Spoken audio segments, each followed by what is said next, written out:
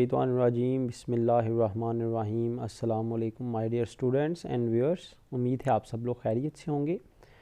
Students, जैसा कि आप जानते हैं कि हम आज के लेक्चर में अपनी स्क्रीन्स पर आप देख सकते हैं, हम डेफिनेशन में से एक बड़ी ही इम्पॉर्टेंट और टेक्निकल डेफिनेशन डिस्कस करने जा रहे हैं। जिस तरह मैंने आपको एग्रीकल्चर इनकम के टॉपिक में बताया था कि अगर इस बुक में से चंद इंपॉर्टेंट टॉपिक निकाले जाएं तो उनमें से एक टॉपिक एग्रीकल्चर इनकम का है। इसी तरह इस चैप्टर में से अगर हम डेफिनेशंस के पॉइंट ऑफ व्यू से देखें तो अगर हम पूरे चैप्टर में जो 40 के राउंड अबाउट डेफिनेशंस हमने करनी हैं उनमें से 4-5 इंपॉर्टेंट डेफिनेशंस निकालें तो एक डेफिनेशन ये टैक्स पेयर की डेफिनेशन है।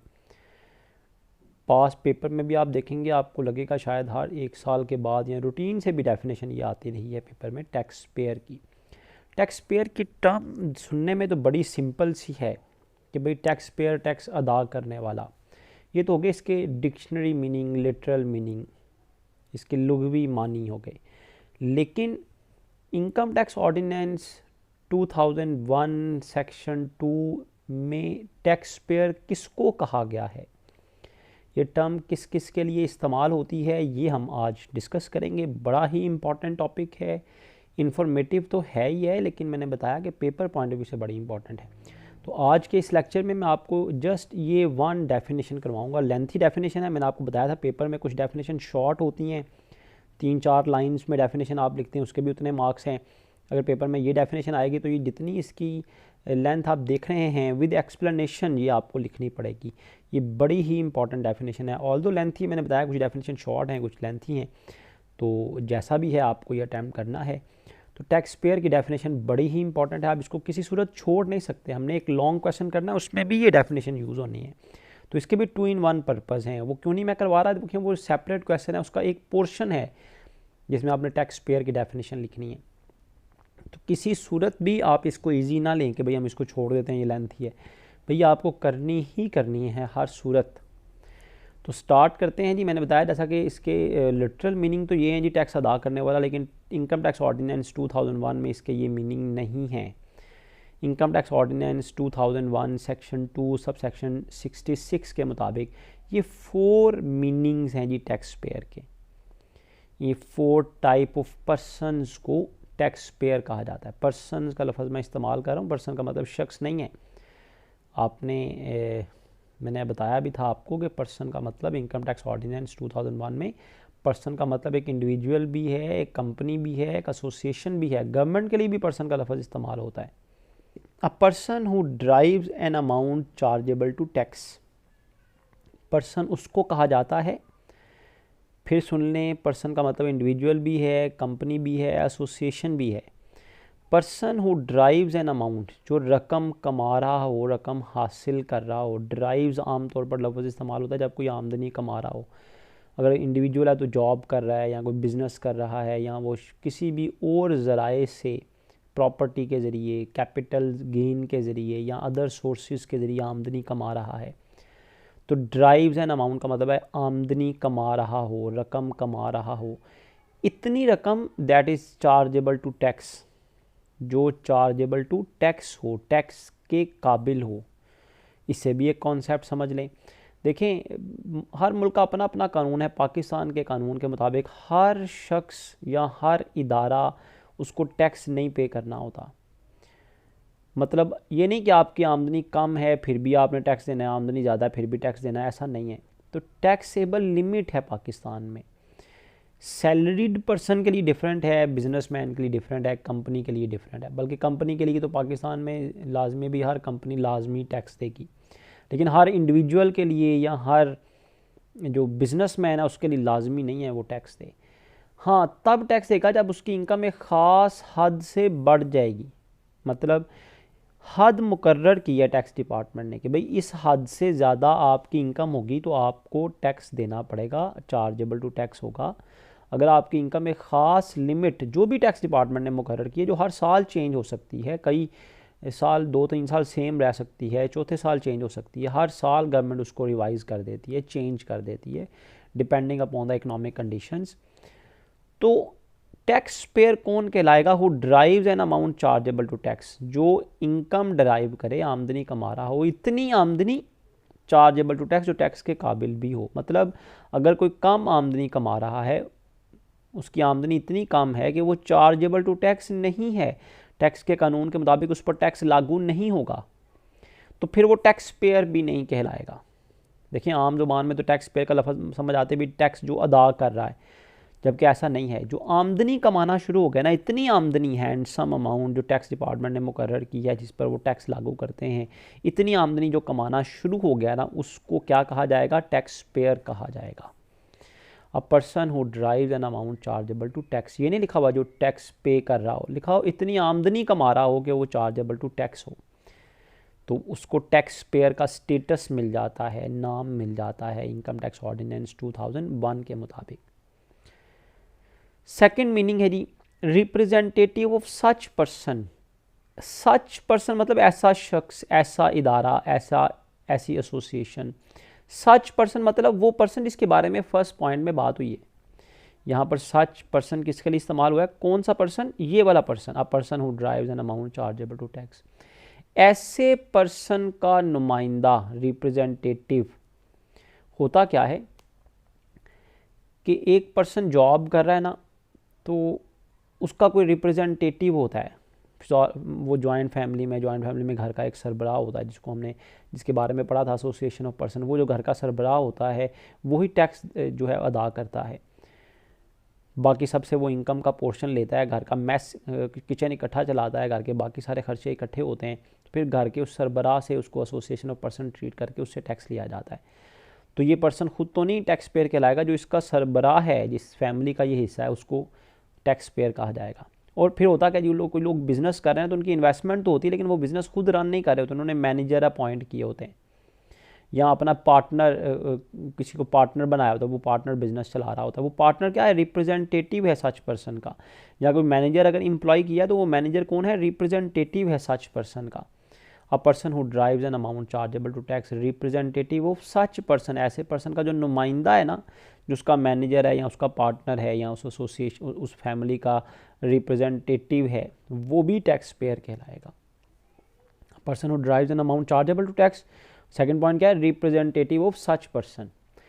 थर्ड पॉइंट, सी पॉइंट समझने के लिए पहले ये बात सुने ध्यान से। देखें होता क्या है, आप लोग बिजली के बिल देते हैं।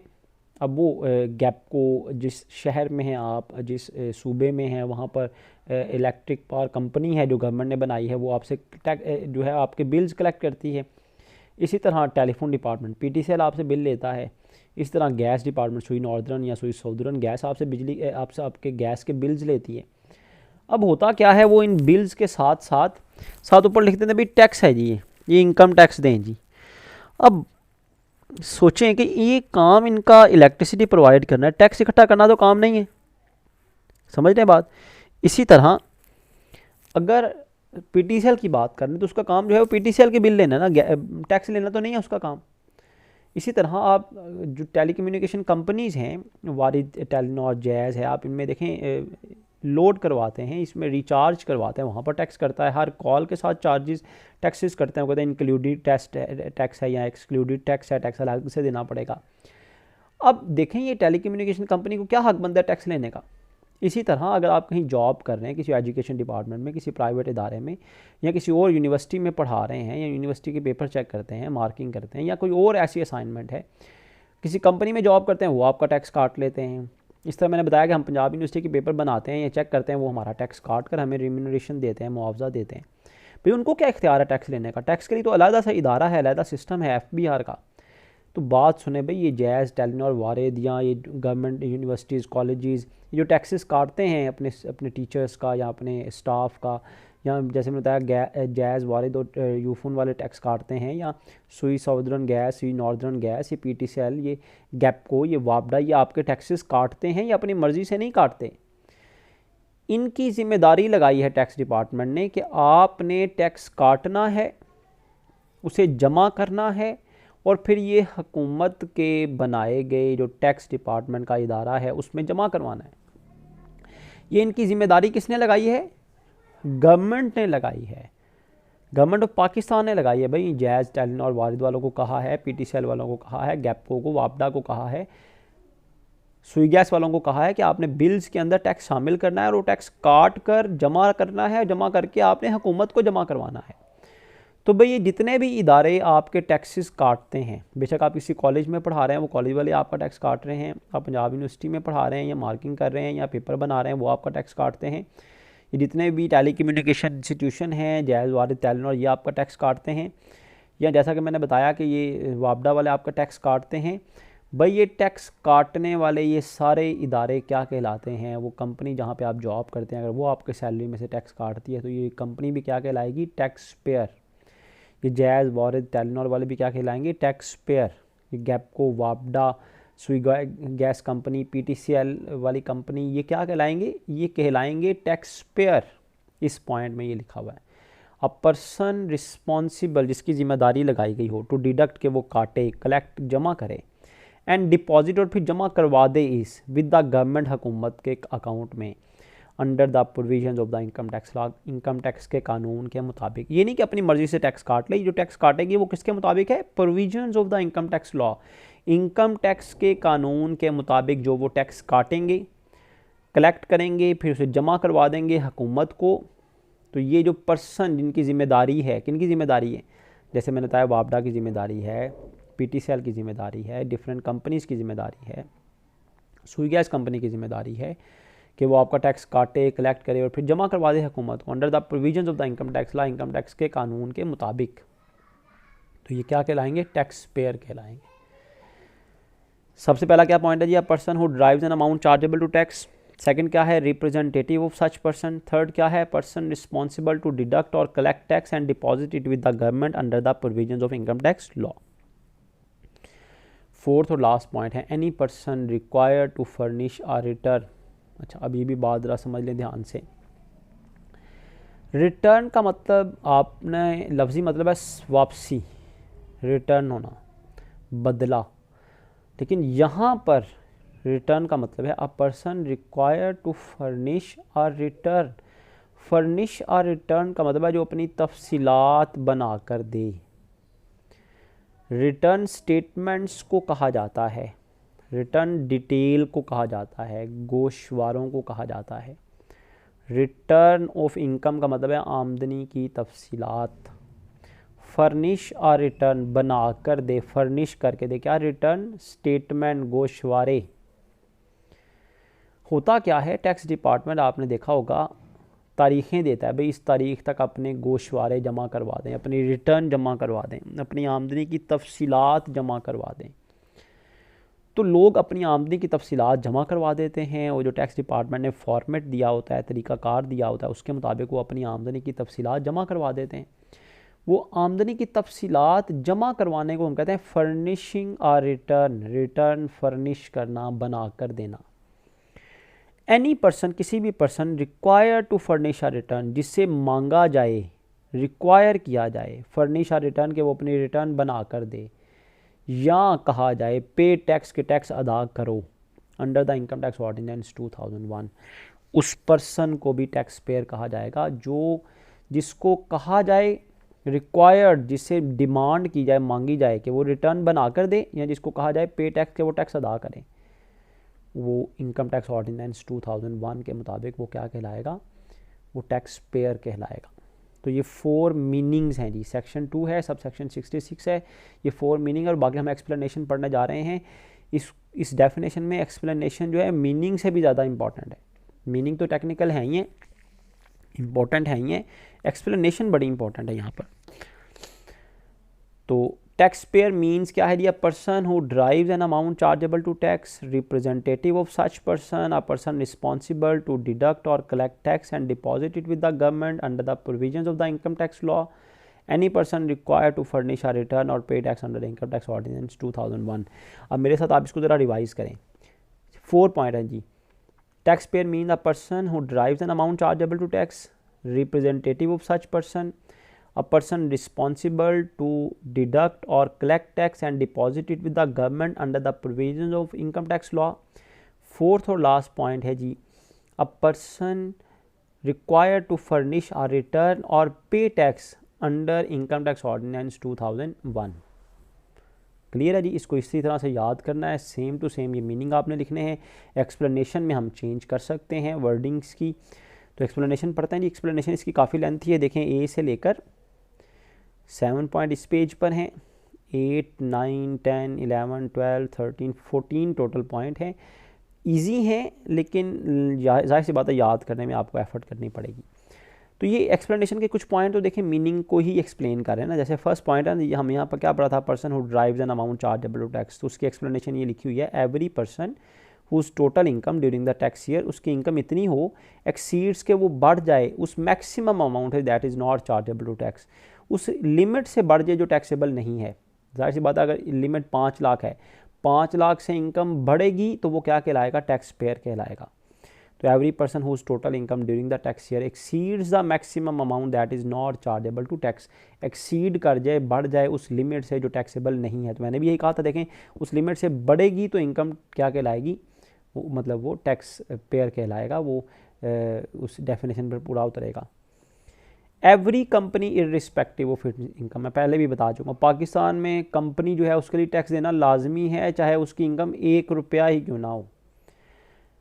जो इंडिविजुअल है, पार्टनरशिप बिजनेस है, उसके लिए तो गुंजाइश है भाई इतना टैक्स होगा, इतनी इनकम होगी तो टैक्स लगेगा, इससे कम इनकम होगी तो टैक्स नहीं होगा, लेकिन कंपनी के लिए तो टैक्स देना लाजमी है। तो कंपनी कहलाती ही टैक्स पेयर है। Any non profit organisation, non profit organisation जो है उसको भी टैक्स पेयर कहा जाता है। Any approved welfare institution, approved जो टैक्स डिपार्टमेंट से इजाज़त लेकर वेलफेयर इंस्टीट्यूशन बनाया जाए। माइंडेड टैक्स पेयर का मतलब टैक्स पे करने वाले नहीं हैं। टैक्स पेयर का मतलब कौन है भाई, जो आमदनी कमा रहा है, जो उसका ज़िम्मेदार है, उसका रिप्रेजेंटेटिव, उसका नुमाइंदा है, जो टैक्स इकट्ठा करते हैं ना, डिडक्ट करते हैं, कलेक्ट करते हैं, उनको भी टैक्स पेयर कहा जाता है। हालांकि वो टैक्स देते नहीं हैं। और जिससे कहा जाए भाई आमदनी की तफसीलात जमा करवाओ, बाद में देखी जाए उसकी आमदनी कम ही क्यों नहीं है, लेकिन वो कहलाएगा क्या, टैक्स पेयर, क्योंकि उसे किसी शक की बुनियाद पर या किसी वजह से टैक्स डिपार्टमेंट ने कहा है भाई अपनी आमदनी की तफसीलात हमें जमा करवाओ। इस वजह से ये कंफ्यूज नहीं होना भाई नॉन प्रॉफिट ऑर्गेनाइजेशन पर तो टैक्स लगता ही नहीं है तो उसको टैक्स पेयर क्यों कहा जा रहा है। तो मैंने बताया भाई टैक्स लगना ना लगना ये बात की बात है। हम पढ़ें टैक्स पेयर, किसको टैक्स पेयर कहा जाएगा, ये नहीं कि इसने टैक्स देना है और इसने टैक्स नहीं देना, हम ये फैसला नहीं कर रहे। हम ये पढ़ रहे हैं टैक्स पेयर किसको कहा जाएगा, बात फॉलो कर रहे हैं ना। इसी तरह अप्रूव्ड वेलफेयर इंस्टीट्यूशन को भी टैक्स पेयर कहा जाता है। फिर ई पॉइंट है, any person who has been charge to the tax for any of the 2 tax year immediately proceeding the previous tax year.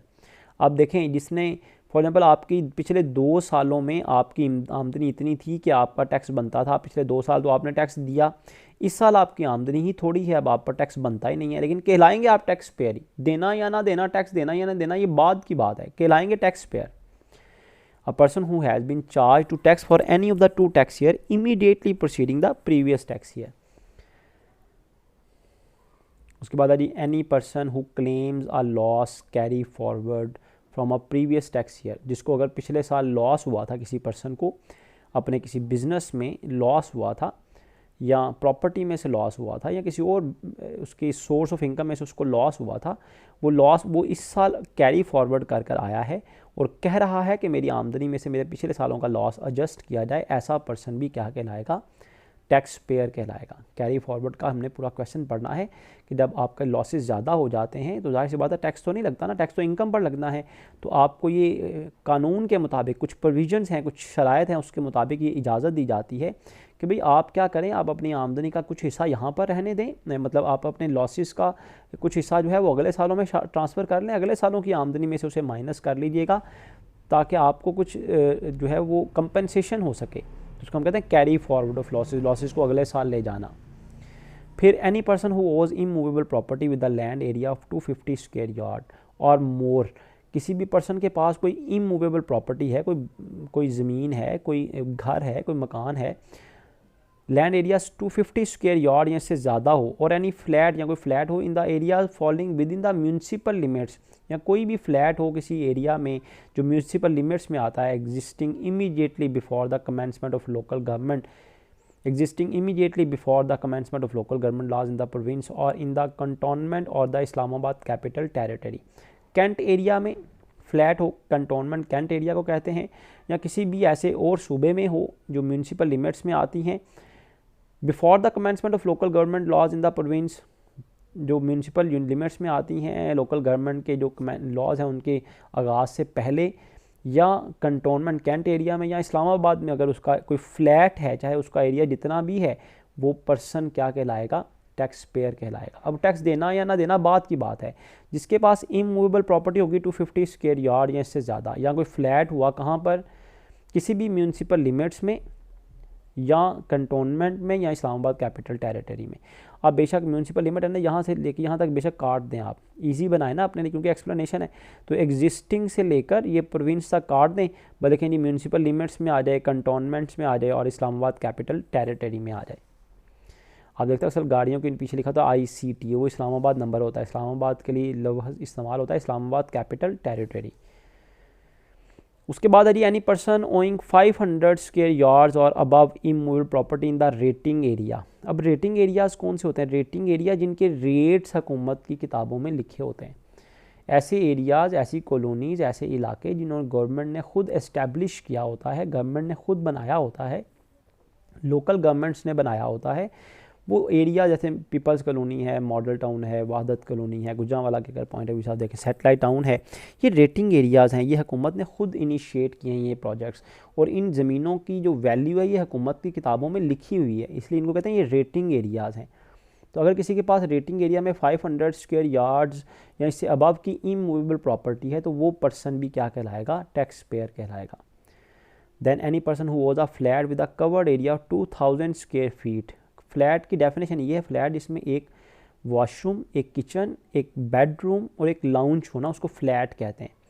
तो फ्लैट किसी के पास हो, उसका जो एरिया है वो 2000 स्क्वायर फीट हो, कवर्ड एरिया मतलब ओपन एरिया नहीं, कवर्ड एरिया जिसके ऊपर छत पड़ी हो, वो रेटेड एरिया में हो, या मतलब 2000 स्क्वायर फीट हो या इससे ज़्यादा उसका कवर्ड एरिया हो, तो वो पर्सन जो उसका मालिक है वो भी टैक्स पेयर कहलाएगा। एनी पर्सन हो ओज अ मोटर व्हीकल, किसी के पास कोई भी गाड़ी हो, कोई बाइक हो, हैवी बाइक हो जिसकी इंजन कैपेसिटी 1000 सीसी से ज़्यादा हो। 1000 सीसी इंजन कैपेसिटी होती है मुख्तलिफ गाड़ियों की, 1.6 मतलब 1600 सीसी है, 1.3 1300 सीसी गाड़ी है। मेहरान गाड़ी आप पाकिस्तान में देखते हैं वो 800 सीसी है। कल्टस गाड़ी है वो 1000 सीसी है। विड्स है वो 1000 सीसी में भी आती है, 1300 सीसी में भी आती है। तो बहरहाल कोई किसी के पास कोई भी मोटर व्हीकल हो जिसकी इंजन कैपेसिटी 1000 सीसी से अबव हो, तो वो भी पाकिस्तान में क्या कहलाएगा, टैक्स पेयर कहलाएगा। Any person who has obtain a national tax number NTN, जिसने अपने आप को टैक्स डिपार्टमेंट में रजिस्टर्ड करवाया हो ना, जिसका NTN नंबर बनाओ, जैसे नेशनल आइडेंटिटी कार्ड नंबर होता है ना CNIC, इस तरह टैक्स डिपार्टमेंट में अपनी तफसीलात मुहैया करके टैक्स डिपार्टमेंट से अपना नेशनल टैक्स नंबर ले लेते हैं। या कई जगह पर आपको हेल्पफुल होता है फ़ॉरेन जो है वो विज़िट्स के लिए भी, फिर कई चीज़ों की परचेजिंग में भी, फिर टैक्स डिपार्टमेंट से कई सेलर और बायर्स के लिए भी ज़रूरी होता है, जब गवर्नमेंट के साथ उन्होंने डीलिंग करनी होती है, कि वो अपने आप को पहले टैक्स डिपार्टमेंट के सामने रजिस्टर्ड करवाएं, नेशनल टैक्स नंबर लेकर आएँ, फिर उनसे डीलिंग होगी। तो डिफरेंट टाइप के बेनिफिट्स के लिए आपको अपने बिज़नेस को अपने आप को रजिस्टर्ड करवाना पड़ता है टैक्स डिपार्टमेंट में, तब आपको नेशनल टैक्स नंबर मिलता है। जिसने भी नेशनल टैक्स नंबर ले लिया होगा वो पर्सन क्या कहलाएगा, टैक्स पेयर कहलाएगा। एनी पर्सन होल्डिंग कमर्शियल और industrial connection of electricity where the annual bill exceed 5 lakh, किसी के पास कोई भी कारोबारी कमर्शियल और इंडस्ट्रियल कनेक्शन का मतलब है किसी ने कोई भी कारोबारी मकसद के लिए अगर बिजली का कनेक्शन लिया हुआ है, चाहे उसकी कोई दुकान है या उसकी कोई फैक्ट्री है या कोई कमर्शियल कोई भी मुनाफा बख्श काम वो कर रहा है, उसने उसके लिए बिजली का कनेक्शन लिया और उसका सालाना बिल 5 लाख से बढ़ जाता है, तो फिर भी वो टैक्स पेयर कहलाएगा। Every businessman whose income is more than 3 lakh but less than 4 lakh for the tax year, जिसकी भी इनकम 3 लाख से बढ़ जाएगी वो क्या कहलाएगा, टैक्स पेयर कहलाएगा। Any organization registered with the Chamber of Commerce and Industry, any trade association और professional body should also file the return। हर वो ऑर्गेनाइजेशन जो चैम्बर ऑफ कॉमर्स आप समझते हैं, ये इदारे बने हुए हैं हर बड़े डिस्ट्रिक्ट में, जहाँ पर उस जो डिस्ट्रिक्ट की जो इंडस्ट्रीज़ हैं वो वहाँ पर रजिस्टर्ड होती हैं। ये चैम्बर ऑफ कॉमर्स जो है ये इंडस्ट्री की तिजारत की जो ट्रेड की जो डेवलपमेंट है इसकी फ़रोग के लिए काम करते हैं। तो ऐसी कोई भी कंपनी, ऐसी कोई भी ऑर्गेनाइजेशन जो चैम्बर ऑफ कॉमर्स में रजिस्टर्ड हो या किसी भी तिजारती तंजीम का हिस्सा हो, किसी प्रोफेशनल बॉडी का हिस्सा हो, उनके लिए भी रिटर्न फाइल करना ज़रूरी है। अच्छा, अब आप देखें, अब आपने G पॉइंट N तक पॉइंट आपने पढ़ लिया जी। G पॉइंट आपने पढ़ा था, G पॉइंट में क्या पढ़ा था जी, कि कोई भी पर्सन जिसके पास इमूवेबल प्रॉपर्टी हो, लैंड एरिया 250 स्क्वायर यार्ड और मोर हो, या कोई भी फ्लैट हो उसका म्यूनसिपल लिमिट्स में, कंटोनमेंट में या इस्लामाबाद कैपिटल टेरिटरी में, वो टैक्स पेयर कहलाएगा। लेकिन वो कहता है जी ये वाली जो कंडीशन है ना, एनी पर्सन हु ओज immovable property land area 250 square yards, ये वाली लिमिट जो है ना, ये वाली कंडीशन अप्लाई नहीं होगी किस पर, सेक्शन जी, जो ऊपर सेक्शन जी में भी आपको पढ़ाया है, whoever will not be applicable, ये देखिए जी पॉइंट मैंने भी आपको पढ़ाया है, who owns a immovable property with a land area 250 square yard, कहता है ये वाली कंडीशन जो है ना section G above, whoever will not be applicable, ये एप्लीकेबल नहीं है, they are not required to file the return if and they belong to any of the following categories। इन 4 पर ये कंडीशन एप्लीकेबल नहीं है, एक बेवा पर, एक यतीम पर जिसकी एज 25 साल से कम हो, एक नॉन रेजिडेंट जो पाकिस्तान का रेजिडेंट नहीं है, और एक कोई भी माजूर शख्स है उसके लिए भी लाजमी नहीं है। उस पर उसकी बेशक 250 स्क्वायर यार्ड उसकी प्रॉपर्टी हो, चाहे वो इस्लामाबाद में हो, चाहे कंटोनमेंट में हो, चाहे म्यूनसिपल लिमिट्स में हो, वो टैक्स पेयर नहीं कहलाएगा क्योंकि उनके लिए रिटर्न फाइल करना ज़रूरी नहीं है। All the taxpayer should file a wealth statement and wealth reconciliation statement along the return। जो भी टैक्स पेयर होगा उसके लिए वेल्थ स्टेटमेंट जमा करवाना और वेल्थ रिकॉन्सिलेशन स्टेटमेंट जमा करवाना लाजमी होगा। ये वेल्थ स्टेटमेंट क्या है और वेल्थ रिकॉन्सिलेशन स्टेटमेंट क्या है, ये इंशाअल्लाह नेक्स्ट आने वाले लेक्चर्स में हम डिटेल से पढ़ेंगे। तो आज के लेक्चर में हमने देखें जी टैक्स पेयर की डेफिनेशन डिस्कस की, जिसमें 4 इसके मीनिंग्स थे और बाकी सारे एक्सप्लेनेशन के पॉइंट्स हैं मैंने समझा दिए। जाहिर सी बात है ये आपने अच्छी तरह से याद करने हैं, फिंगर टिप्स पे होने चाहिए आपके, कि भाई पहला पॉइंट है जी any person whose total income during the tax year exceed the maximum limit, every company, non profit organization, approve welfare institution, any person who has been charge tax for the 2 tax immediately preceding the tax year, any person who claim a loss or carry forward for the previous tax year, any person who owns an immovable property with a land area 250 square yards, any person who owning 500 square yard immovable property in the renting area, any person who owns a flat with covered area 2000 square feet, any person who owns a motor vehicle having engine capacity above 1000 cc, any person who obtain a national tax number, any person who holding commercial or industrial connection, every businessman whose income is more than 3 lakh, any organization registered in Chamber of Commerce, Industry and Trade Association। इस तरह से ये सारे point आपने याद करने हैं। तो यहाँ पर हमारी ये डेफिनेशन जो है ये कंप्लीट हो गई। बड़ी इंपॉर्टेंट डेफिनेशन थी, इस वजह से मैं एक ही करवा रहा हूँ जी आपको डेफिनेशन। होप्स हो कि आप इसकी इंपॉर्टेंस को समझते हुए इसको अच्छी तरह अंडरस्टैंड करेंगे और इसे याद कर लेंगे। यहाँ पर मैं अपना लेक्चर वाइंड अप करता हूँ इस दुआ के साथ कि अल्लाह ताला हम सब के हामी नासिर हों। जज़ाकुमुल्लाह खैरा।